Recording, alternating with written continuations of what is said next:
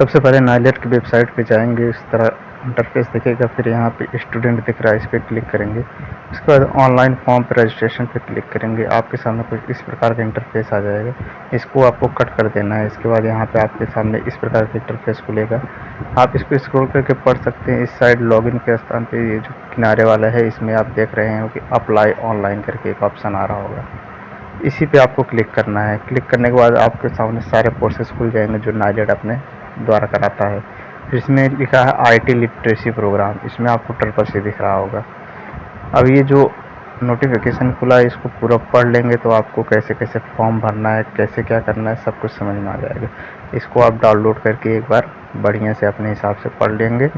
उसके बाद यहाँ पे आप आगे बढ़ेंगे, जब यहाँ पे आपको ये ऑथेंटिकेशन करना पड़ेगा, यानी एक्सेप्ट करना पड़ेगा टर्म एंड कंडीशन को। इसको एक्सेप्ट करके एग्री एंड प्रोसीड पे क्लिक करेंगे। एग्री एंड प्रोसीड पे क्लिक करने के बाद आपके सामने कुछ इस प्रकार का इंटरफेस खुलेगा। अब यहाँ पे आपको आपके सारे डिटेल मांगे जा रहे हैं। यहाँ पे पूछ रहा आप पहले भी कभी किए हैं अप्लाई, तो आपको करना है नो। आप यहाँ पर अपना नाम लिखना है, मेल है फीमेल है ये लिखना है। उसके बाद और सारी यहाँ पेरेंट्स का नाम लिखना है, जेंडर लिखना है।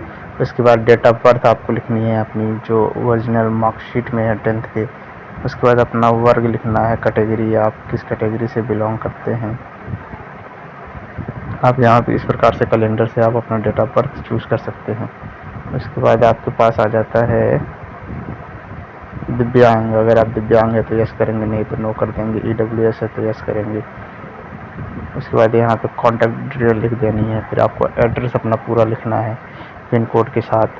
फिर एजुकेशन क्वालिफिकेशन आपको लिखना है, 12th किए हैं, ग्रेजुएशन किए हैं, 10th पास है, क्या किए हैं, ये पूरा अपना लिखना पड़ेगा। यहाँ पे ईयर ऑफ पासिंग लिखना पड़ेगा, किस साल में आपने अपना 10th 12th या जो भी हाईएस्ट क्वालिफिकेशन है कब आपने पास किया है। फिर यहाँ लिखा है अप्लाई कर रहे हैं, किससे डायरेक्ट कर रहे हैं कि किसी इंस्टीट्यूट के द्वारा।